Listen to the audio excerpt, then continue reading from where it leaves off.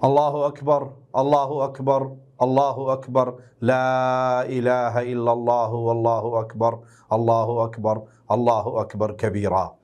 عالم اسلام کو یہ پیاری عید مبارک ہو۔ یہ عید جو درس ہمیں دیتی ہے اس درس کو کبھی نہیں بھولنا چاہیے۔ رسول اللہ صلی اللہ علیہ وسلم نے اپنے صحابہ کو اس قربانی کو سمجھانے کے لیے کیا کہا تھا؟ یہ تمہارے بابا ابراہیم علیہ السلام کی سنت ہے، جس سنت کو اللہ نے پیارے نبی صلی اللہ علیہ وسلم کی امت کے اندر بھی جاری و ساری رکھا۔ انہوں نے اللہ کے حکم سے اپنے بیٹے کو لٹایا تھا اور اللہ نے وہ قربانی قبول کر کے جنت سے ایک مینڈا بھیجا تھا، اور وہ سنت جاری و ساری ہے۔ تو میں نے اور آپ نے اپنی خواہشات کو اللہ کے تابع کرنا ہے۔ یہ عید اس کے لیے ہے جو اللہ کی طرف لوٹ آیا، جس نے اپنی خواہشات کو اللہ کے حکموں کے تابع کر دیا کہ اگر اللہ نے اپنے خلیل سے یہ ڈیمانڈ کی، اسے خواب میں یہ حکم دیا کہ وہ اپنی یہ منظر دکھایا کہ اپنے بیٹے کو ذبح کر رہے ہیں اور انہوں نے فوراً سر جھکا دیا، تو میری کون کون سی خواہشات ہیں جو اللہ کے حکموں کے خلاف ہیں، جو رسول اللہ صلی اللہ علیہ وسلم کی احادیث کے خلاف ہیں؟ خلیل اللہ کی سنت پہ چلتے ہوئے ان خواہشات کو اللہ کے حکموں کے تابع کیجئے۔ آپ کو مبارک ہو، یہ عید کا پیارا دن، یہ خوشی کا دن ہے۔ رسول اللہ صلی اللہ علیہ وسلم نے عید کے دن کو خوشی کا دن کہا ہے کہ اللہ نے میری امت کو 2 دن خوشیوں کے دیے ہیں، اور وہ 2 دن عید الفطر اور عید الاضحیٰ، اور یہ 3 دن عید کے ساتھ یہ کھانے اور پینے اور اللہ کے ذکر کے دن ہیں۔ تو خوشی میں بھی کبھی حد سے تجاوز نہ کریں، اور غمی میں بھی صبر کے پیمانے کو سامنے رکھیں۔ یہی مومن کا طریقہ ہے۔ یہ قربانی کرنا رسول اللہ صلی اللہ علیہ وسلم کی سنت ہے۔ بہت سے لوگ آپ کو اس قربانی سے روکتے ہوئے نظر آئیں گے اور آپ کو یہ پیغام دیتے ہوئے نظر آئیں گے، اتنے جانور ذبح کرنے کا کیا فائدہ ہے، اتنا خون بہانے کا کیا فائدہ ہے، یہ تو مال کا ضیاع ہے۔ لیکن جب وہ 5 لاکھ کا موبائل لیتے ہیں تو انہیں مال کا ضیاع نظر نہیں آتا۔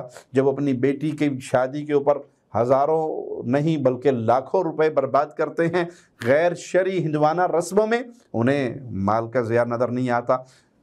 کبھی بھی انہیں نئے ماڈل کی گاڑی لیتے ہوئے نظر نہیں آتا کہ کسی غریب کے گھر کا گیڑا مارنا زیادہ آسان ہے۔ لیکن جو ہی قربانی آتی ہے تو یہ دین دشمن لوگ آپ کو یہ پیغام دیتے ہوئے نظر آئیں گے کہ قربانی کرنے سے بہتر ہے کسی بیوہ کو رضائی لے کے دے دو، کسی کے گھر میں پنکھا لگا دو، کسی کے گھر میں پانی کا کولر لگا دو، بیت اللہ کے چکر لگانے سے زیادہ بہتر ہے کسی غریب کے گھر کا چکر لگا لو، مسجدیں بنانے سے بہتر ہے کسی بھوکے کو روٹی کھلا دو۔ ان کی ساری لڑائی صرف اسلام کے ساتھ ہے۔ نہ انہیں ہندوؤں کے مندر نظر آتے ہیں، نہ انہیں یہود و نصارہ کے عبادت خانے نظر آتے ہیں۔ ان کی جنگ ہے اسلام دشمنوں کی، ہماری قوم میں سے ہوں یا غیار میں سے ہوں، ان کی جنگ صرف اسلام سے ہے، انہیں تکلیف صرف شاعر اسلام سے ہے۔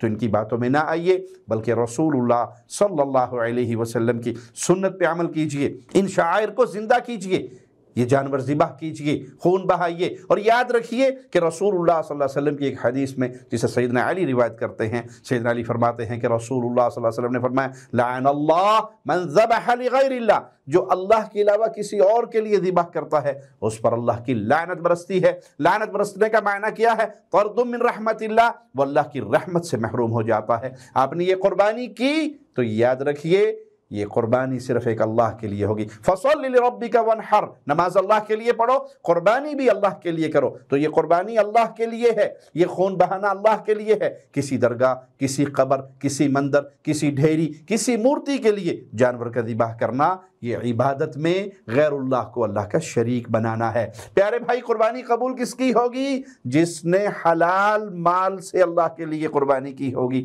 حرام مال اللہ پسند نہیں کرتا، قبول نہیں کرتا۔ اللہ پاک ہے اور پاک مال کو قبول فرماتا ہے۔ قربانی سنت ہے، قربانی سنت ہے، قربانی سنت ہے۔ اس کی کوئی قربانی نہیں جو مستقل نماز کا تارک ہے، اس کی کوئی قربانی نہیں جو اللہ کی توحید کو سمجھتا نہیں ہے، شرک اکبر کا دل دادا ہے۔ تو قربانی سے پہلے توحید کو یاد رکھیے، قربانی سے پہلے نماز کو یاد رکھیے، عید کی نماز پڑھنے سے پہلے عید والے دن فجر کی نماز یاد رکھیے۔ فجر کی نماز کے لیے اذان بھی ہے، تکبیر بھی ہے، جماعت ہے، اور عید کی نماز کے لیے نہ اذان ہے نہ تکبیر ہے۔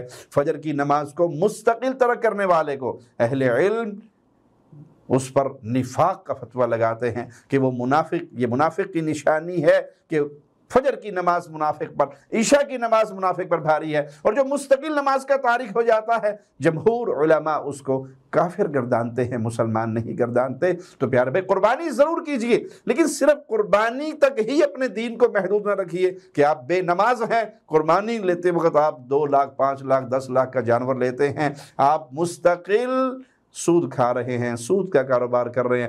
قربانی کا جانور بہت شاندار لینا ہے تو پھر یہ لوگوں کو دکھلانے کے لیے اگر ہوا تو اس کا کوئی اجر نہیں ہوگا۔ اس میں بہت پیاری چیز کیا ہے کہ یہ خالصتاً اللہ کے لیے، یہ خون کا بہانہ اللہ کے لیے، یوم النحر پیارے دنوں میں سب سے پیارا دن ہے، اور اس میں خون بہایا جاتا ہے تو وہ قبول ہوگا۔ اللہ کو نہ خون پہنچتا ہے نہ گوشت پہنچتا ہے تمہارے جانور کو، اللہ کو تو تقوی پہنچتا ہے۔ متقی بندہ حلال مال سے قربانی کرتا ہے۔ اللہ آپ سب کی قربانیوں کو قبول فرمائے، ہمیں زندہ رکھے تو ایمان کی بہترین حالت میں، موت دے تو اس حال میں اللہ ہم سے راضی ہو، ہم اپنے اللہ سے راضی ہو۔ اقول قولی ھذا واستغفر اللہ لی ولکم ولسائر المسلمین۔ ہر لمحہ قرآن اور سنت کا ترجمان، فضیلت الشیخ توصیف الرحمان۔